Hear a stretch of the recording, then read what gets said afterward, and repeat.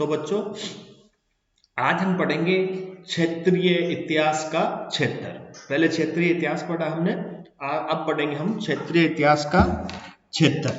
यानी क्षेत्रीय इतिहास से तात्पर्य जो है कि उस भौगोलिक भूभाग के इतिहास से रहता है जो प्राचीन काल में रियासत रहे हो या जिनकी परंपराएं, रीति रिवाज, बोलियां, रहन सहन एक समान रहा हो, वह उनके आपसी जुड़ाव हो। जैसे राजस्थान के प्रमुख एचल, मेवाड़, मारवाड़, शेखावटी, बांगड़, हाड़ौती, मेवात आदि हैं। तो इस क्षेत्रीय स्वरूप को हम निम्नलिखित उदाहरणों के माध्यम से समझने का प्रयास करेंगे। तो प्राचीन काल में रियासत रहे हो या उनकी परंपराएं, रीति रिवाज, बोलियां, रहन सहन एक समान रहे हो, वह उसकी आपसा जुड़ाव हो। जैसे राजस्थान के विभिन्न जो प्रमुख अंचल है, मेवाड़, मारवाड़, शेखावटी, बांगड़, हाड़ौती, तो ये अनेक ऐसे क्षेत्र हैं। तो इन क्षेत्रीयता की स्वरूप के बारे में हम निम्न उदाहरण के माध्यम से समझने का प्रयास करेंगे। तो बच्चों देखिए, अजमेर में आयोजित राज्य स्तरीय वाद विवाद प्रतियोगिता में भाग लेने वाले विभिन्न जिलों से चयनित विद्यार्थी आए। उनमें जो अनौपचारिक वार्ता हुई तो इसका प्रकार इस प्रकार था कि सपना जो कि जयपुर से आई थी, वो सभी को जयपुर शहर व आमेर के दुर्ग के बारे में बता रही थी। उसकी बात पूरी होते ही उदयपुर से आए रजत ने उदयपुर की झीलों में महाराणा सांगा, महाराणा प्रताप के बारे में बताया। तो बच्चों देखो, समझने योग्य बात है ये, देखिए। और ये भी कहा कि महाराणा प्रताप की सफलता के पीछे अरावली की पहाड़ियां वह जनजातियों का महत्वपूर्ण योगदान था। उसकी बातों का समर्थन राजसमंद के लीना व चित्तौड़ के महिपाल भी कर रहे थे। कई बार वे एक दूसरे की बात काटकर आगे की बात बताने का प्रयास कर रहे थे। जैसलमेर से आई जुबेदा ने जैसलमेर की हवेलियों के बारे में बताया, तो जोधपुर की आकांक्षा व बीकानेर की रवीना वहां की नृत्य व गायन के बारे में चर्चा करती है। यदि विद्यार्थियों की चर्चा पर ध्यान दें तो हम पाएंगे प्रत्येक विद्यार्थी अपने क्षेत्र के बारे में बता रहा, क्षेत्र के बारे में जानकारी देने को क्या था, उत्सुक था। वहीं उसी क्षेत्र के बारे में जानने में, बताने में खुशी व गौरव का अनुभव कर रहे थे।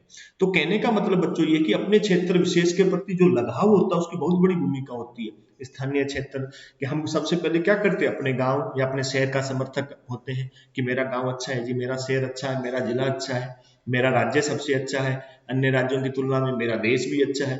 तो इस प्रकार पर बच्चों की उत्सुकता होती है अपने क्षेत्र विशेष के बारे में बताने के लिए। तो बच्चों देखिए, क्षेत्रीय विभिन्न गतिविधियों के अंतर्गत देखिए क्षेत्रीय महानायकों के चित्र रख दिए। अब महाराणा प्रताप है, महाराणा सांगा है, इनके चित्र एकत्रित कीजिए, विभिन्न झीलों के चित्र एकत्रित कीजिए। तो इससे हमें क्या होता है, ऐतिहासिक स्थलों की सूची बनाए तो हमें महत्वपूर्ण जानकारी प्राप्त मिलती है। किसके बारे में, इतिहास के बारे में। उसके साथ साथ महाराणा प्रताप की सफलता के पीछे वो बताया गया कि पहाड़ियां और जनजातियों का महत्वपूर्ण योगदान था। तो इस कथन से हम कुछ हद तक सहमत हैं, क्योंकि वहां के क्षेत्रों की बहुत बड़ी भूमिका रही थी महाराणा प्रताप के सफलता के लिए, उनके युद्धों में जिताने के लिए। तो इस प्रकार हम कह सकते हैं ऐसी चीजें हैं, जैसे रजत ने कहा कि क्षेत्र इतिहास को प्रभावित करने वाले कारक सहित सूचीबद्ध कीजिए। अब रजत ने भी विभिन्न जानकारी बताई, उदयपुर के संबंध में, राजसमंद, बीकानेर। तो ऐतिहासिक जानकारी के माध्यम से हम इतिहास की संपूर्ण जानकारी प्राप्त करने का प्रयास कर सकते हैं और जानकारी प्राप्त हमें होती भी है। तो आगे बच्चों देखिए, राष्ट्रीय इतिहास का क्षेत्र पहले स्थानीय पढ़ा, अब राष्ट्रीय। अब देखिए साथियों, आपने स्थानीय व क्षेत्रीय इतिहास को समझकर अपने अपने क्षेत्र में कला, साहित्य, रहन सहन व आए बदलावों को समझ लिया होगा। किंतु आपको ये पता है कि अन्य क्षेत्रों में या राज्यों में कला साहित्य का विकास कैसे हुआ, वहां की परंपराएं आपके सामने या भिन्न कैसे हैं, उनका अतीत कैसा था। राष्ट्र की विभिन्न क्षेत्रों में राजनीतिक, कला, साहित्य, परंपरा, रीति रिवाज, रहन सहन, धर्म आदि क्षेत्र जो विकास या बदलाव हुआ, उन सब से मिलकर राष्ट्रीय इतिहास क्या बनता है। इन सभी क्षेत्रों से राष्ट्रीय इतिहास बनता है। तो बच्चों इस प्रकार हम राष्ट्रीय इतिहास के बारे में जानकारी, यानी हम एक छोटे क्षेत्र से राजनीतिक, साहित्य, हमारी भाषा शैली, हमारा पहनावा, हमारा खान पान, हमारा रहन सहन, हमारे जो रीति रिवाज हैं, इन्हीं सभी के सहयोग से ही हम राष्ट्रीय इतिहास की जानकारी प्राप्त कर सकते हैं कि हम किस धर्म के हैं, हिंदू हैं जी, मुस्लिम हैं, सिख हैं, धार्मिक हमारे त्योहार किस प्रकार मनाते हैं, हम किस प्रकार एक साथ रहते हैं। तो इसी प्रकार जो ऐसी चीजों में जो जैसे जैसे बदलाव होता है, विकास होता है, उससे हमें राष्ट्र, हमारे किसी भी देश और किसी भी राष्ट्र निर्माण में और वहां के राष्ट्र के इतिहास की जानकारी प्राप्त होती है। तो इसी प्रकार से राष्ट्रीय निर्माण बनाने में और राष्ट्रीय इतिहास के क्षेत्र की जानकारी प्राप्त करने में हमें आसानी रहती है। तो बच्चों आगे देखिए कि एनसीएफ नेशनल करिकुलम जो पाठ्यक्रम था, जो हमारा फ्रेमवर्क था, राष्ट्रीय पाठ्यक्रम जो 2005 में राष्ट्रीय इतिहास के लिए कहा गया कि राष्ट्रीय इतिहास का इस प्रकार समावेश हो कि किस प्रकार समावेश हो। देखो बच्चों कि समावेश जो इस प्रकार होना चाहिए कि नंबर 1 पे 2 प्रकार से बताया कि नंबर 1 पे देखिए उच्च प्राथमिक स्तर पर छात्र इतिहास के विभिन्न क्षेत्रों में विकास के स्तर को समझ सके। प्राथमिक से उच्च प्राथमिक स्तर तक यानी कक्षा 8 तक बच्चे जो इतिहास के विभिन्न क्षेत्रों के विकास किस प्रकार हुआ, विभिन्न प्रकार के जो हमारे चाहे हमारे कितने भी दुर्ग हैं या गढ़ हैं, विभिन्न शासकों की परंपराएं हैं, महान शासक के जितने भी युद्ध हुए हैं, युद्ध में उनकी सफलता है, किसी क्षेत्र के दर्शनीय या दार्शनिक स्थल है, इन सबके पीछे जो बच्चों को ये जानकारी होनी चाहिए, यानी उसकी जानकारी को हम उच्च प्राथमिक स्तर तक छात्र को विकसित कर सके इतिहास के, यानी विभिन्न स्रोतों में विकास का जो स्तर है उसको समझाने में हम सफल रहे और समझाया भी जाए, तभी हमें ये राष्ट्रीय जो इतिहास के बारे में बच्चे समझ पाएंगे और भविष्य में आगे बताएंगे। उसके बाद बच्चों देखिए कि माध्यमिक स्तर पर छात्र अतीत पर गौरव करें एवं राष्ट्र की घटनाओं को विश्व परिप्रेक्ष्य में समझें।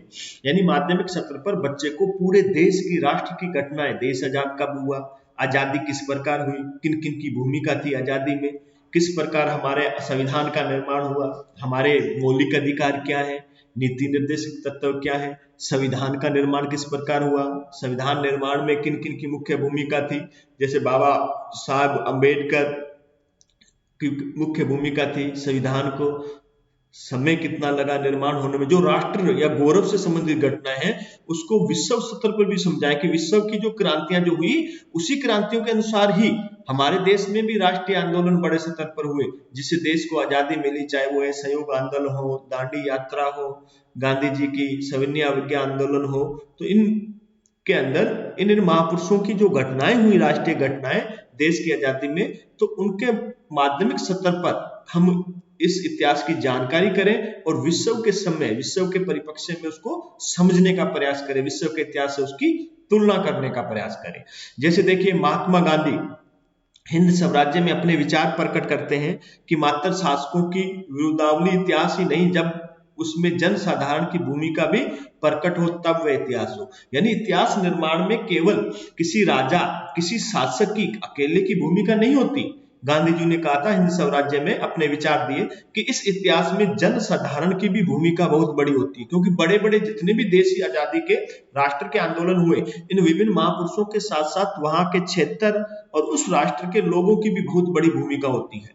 तो इसी प्रकार ये कहा गया कि संपूर्ण जानकारी हमें तभी मिलेगी जब उस जन साधारण की भूमिका का भी हम बड़े स्तर पर और विस्तार से क्या करें, अध्ययन करें।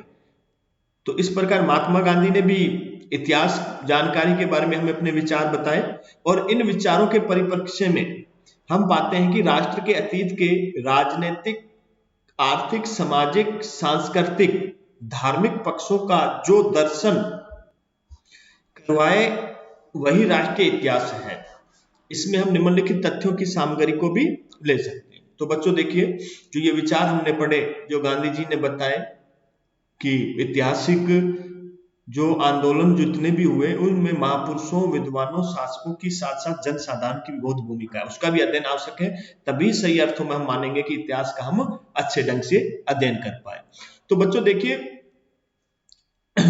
आगे, यानी इन जो इतिहास जो हमारा है, जो राष्ट्रीय इतिहास है, इसमें हम निम्न तथ्यों की सामग्री को ले सकते हैं। ऐसे तथ्य हैं, नंबर 1 पे देखिए, राष्ट्रीय इतिहास में हमें गौरवशाली क्षणों का अध्ययन करना चाहिए, जिससे हमारे आत्मविश्वास में वृद्धि होती है।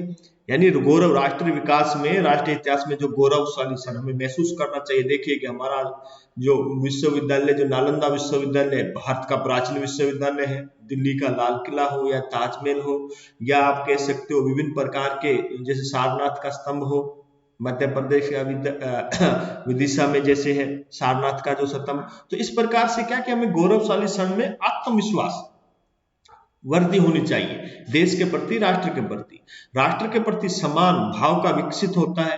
यानी राष्ट्र के प्रति जो हमारा समान और भाव वो विकसित होना चाहिए। हम देश के किस देश में रहते हैं, इस देश के वासी हैं, यहाँ की शासन परंपरा, यहाँ का संविधान, यहाँ के अभिसंबय, हमारे यहाँ के मूल्य, हमारा देश के विभिन्न मौलिक अधिकार, इनके प्रति हमारा समान भाव होना चाहिए।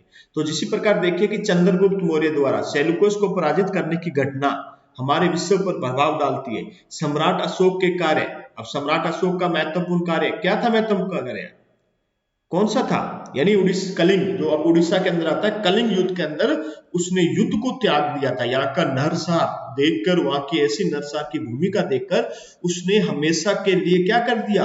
युद्ध त्याग दिया कि वो अपने राज्य में कभी भी युद्ध नहीं करेगा, जीवों के प्रति दया की भावना रखेगा, लोगों के लिए जगह जगह पर रहने के लिए, खाने के लिए व्यवस्था की, निवास स्थान बनाए। तो इस प्रकार ऐसी ऐसी अनेक घटनाएं हैं जो हमारे इतिहास को प्रभावित करती है, राष्ट्रीय इतिहास का गुणगान करती है।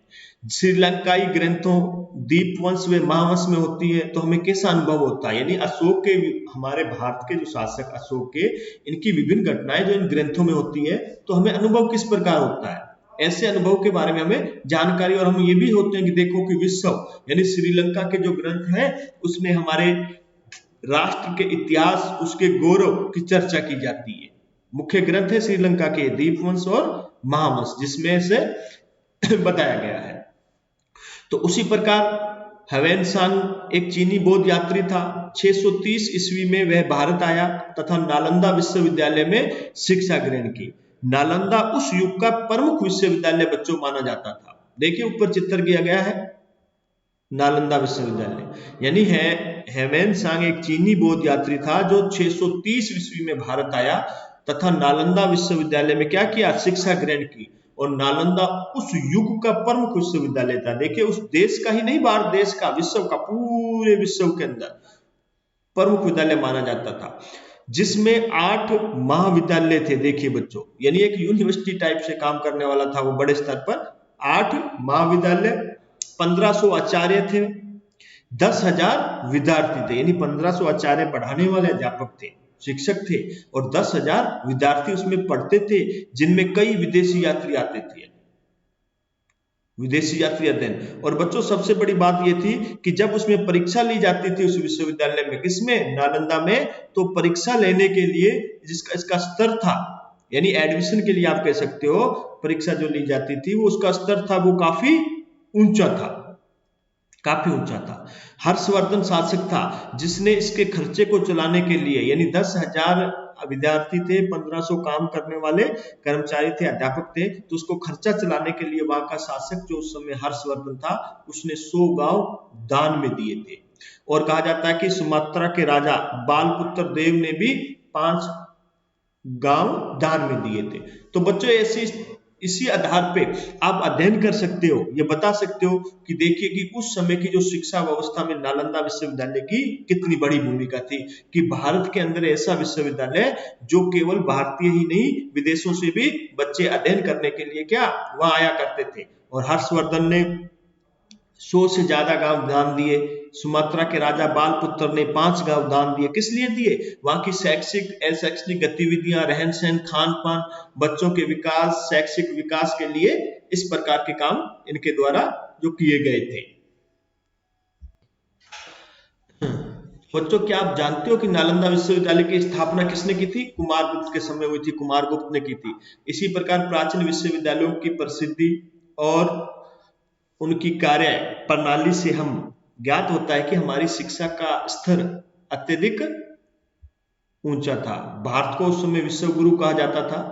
और इस अध्ययन में हमें आर्यभट्ट, व्रायमीर, कालिदास, नागार्जुन आदि से संबंधित हमें जानकारी प्राप्त मिलती है। राष्ट्रीय इतिहास में हम इस विभिन्न मंदिरों यानी विभिन्न प्रकार के ये मंदिर हैं, मस्जिदों का भी अध्ययन करते हैं, जो कि कला के प्रति समझ को विकसित करते हैं। वही धरोहर के प्रति सम्मान उत्पन्न होता है। मंदिरों की रचना के आधार पर तेजोर के वर्तेश्वर मंदिर, रणकपुर के जैन मंदिर, मीनाक्षी मंदिर, मदुरई खजुराहो के कंदरिया महादेव मंदिर आदि को देखें तो हमें सभी कला में विभिन्नता पाई जाती है। तो बच्चे कुछ चित्र भी आपके इसमें दिखाए गए हैं, जैसे रणकपुर मंदिर नागर शैली के अंदर है, कंदरिया का महामंदिर ये भी बताया गया है। तो सभी में ये विभिन्नता पाती है। हम पाते हैं कि मंदिर शैलियों में 3 प्रकार की प्रचलित रही है मंदिर शैली। अब देखिए, उत्तर भारत में नागर शैली, जैसे देलवाड़ा व रणकपुर के जैन मंदिर, पुरी का जगन्नाथ मंदिर। तो ध्यान होने योग्य है कि आपके ये काम आने लायक है, रीट में भी क्वेश्चन आप काम आने लायक है ये आपका जो चैप्टर है ये। जैसे उत्तर भारत में अब कौन सी शैली में विकास हुआ? नागर शैली में। अब नागर शैली के 1-2 उदाहरण पता होना चाहिए। देलवाड़ा व रणकपुर के जैन मंदिर, पुरी का जगन्नाथ मंदिर। मध्य भारत में कौन सी थी? बेसर शैली, जिसमें विरूपाक्ष मंदिर बेलारी का प्रसिद्ध कर्नाटक के अंदर है विरूपाक्ष मंदिर, मध्य भारत में बेसर शैली जैसे। और दक्षिण भारत में द्रविड़ शैली, मीनाक्षी मंदिर मदुरई। क्या आप जानते हो बेसर शैली का प्रादुर्भाव नागर व द्रविड़ शैली से ही हुआ था? जो बेसर शैली थी, जो मध्य काल के अंदर बताई गई थी। तो इस प्रकार बच्चों ये विभिन्न प्रकार के यानी विभिन्न प्रकार की जो धार्मिक और सामाजिक जो भी मंदिर भी, तो इनसे भी हमें क्या होता है? इतिहास की जानकारी मिलती है कि हमारा इतिहास किस प्रकार विकसित हुआ। तो इस प्रकार आपको बताया कि विभिन्न प्रकार के ये यानी हमने विभिन्न प्रकार के ये धार्मिक स्थल जो है इसके अध्ययन के आधार पर ही हमने ये अध्ययन किया है। तो इस प्रकार हम बता रहे हैं ये 3 शैलियां आपको बताई गई। उत्तर भारत के अंदर जो नागर शैली थी, मध्य में बेसर शैली थी, फिर दक्षिण में द्रविड़ शैली और जो शैली थी। तो ये तीनों प्रकार की शैलियों के मंदिरों के निर्माण भी हमें उदाहरण मिलते हैं। और नागर व द्रविड़ शैली के मिश्रण से ही किसका विकास हुआ था? बेसर शैली का। तो इसके बारे में तो इस प्रकार बच्चों देखिए, राष्ट्रीय इतिहास राष्ट्र की स्वतंत्रता के आंदोलन की जानकारी के बिना अधूरा लगता है। तो राष्ट्रीय इतिहास के बारे में तो देश की आजादी में किन किन की भूमिका थी, किस प्रकार की भूमिका थी, इनका क्या योगदान रहा था, इनके बारे में हमें जानकारी होना जरूरी है। और उसके बिना तो हम कहेंगे कि राष्ट्र विकास जो पूरा अधूरा लगता है। जैसे स्वतंत्रता की लड़ाई में 1857 की क्रांति प्रारंभ हुई या कांग्रेस की स्थापना से। अब स्वतंत्रता की लड़ाई थी वो 1857 की क्रांति से ही बच्चों प्रारंभ हो गई थी, क्योंकि आप जानते हो कि 1857 की क्रांति जो थी एक देश की आजादी का, स्वतंत्रता का आंदोलन का एक पहला आंदोलन माना जाता है। देश की स्वतंत्रता आंदोलन का पहला सबसे बड़ा आंदोलन माना जाता है, जिसमें अनेक केवल विभिन्न महापुरुषों ने नहीं, वहां उस समय रहने वाले सामान्य जो जननायक थे उनकी भी बहुत बड़ी भूमिका रही थी। लोगों ने बढ़ चढ़ के इसमें लोगों ने हिस्सा लिया था। रानी लक्ष्मीबाई, झांसी की रानी, तात्या टोपे, बहादुर शाह जफर, नाना साहेब, तो ऐसे ऐसे थे जिनकी बहुत बड़ी भूमिका रही। अगर हम राजस्थान की बात करें तो राजस्थान में भी कई थे, प्रताप सिंह, चाहे बारठ था, कुंवर केसरी सिंह, तो ऐसे अनेक विद्वान थे जिन्होंने इस आंदोलन में मुख्य भूमिका निभाई। और कांग्रेस की स्थापना, तो बच्चों कांग्रेस की स्थापना 1885 में हुई थी। तो ये मानते हैं कि कुछ हद तक इनकी भी भूमिका थी कि 1885 में कांग्रेस की स्थापना के बाद कांग्रेस ने भी देश की आजादी में अनेक भूमिका निभाई। इनके अनेक ऐसे मुख्य नेता थे, जवाहरलाल नेहरू हो या भीमराव अंबेडकर हो, पटेल साहब हो, अनेक ऐसे थे जिन्होंने महत्वपूर्ण भूमिका निभाई। तो स्वतंत्रता मात्र कुछ लोगों की देन नहीं है, यानी हम ये नहीं कह सकते कि इन विद्वानों, इन महापुरुषों से, बल्कि असंख्य जनसाधारण के बलिदान से ये संभव हुआ। बड़ी संख्या में लोग जो थे उन्होंने अपना क्या किया? बलिदान दिया, उसी से हमें आजादी मिली है। तो इस प्रकार आप इस बात को हम इस प्रकार भी समझ सकते हैं कि प्रारंभ में कांग्रेस के प्रस्तावों पर ब्रिटिश सरकार ध्यान नहीं देती थी।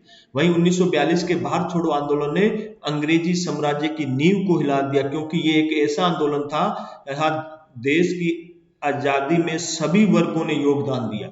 आजादी के इस आंदोलन में नरम दल, गरम दल, क्रांतिकारियों सभी ने भाग लिया था। तो इससे अंग्रेजी साम्राज्य की ब्रिटिश तक नींव हिल गई थी कि भारत में जो स्वतंत्रता आंदोलन अपने चरम सीमा पर है। और 1942 का भारत छोड़ो आंदोलन संपूर्ण भारत में, किसी दल ने नहीं, संपूर्ण भारत के अंदर गांधी जी की नेतृत्व में पूरे देश में लड़ा गया था 1942 का ये आंदोलन।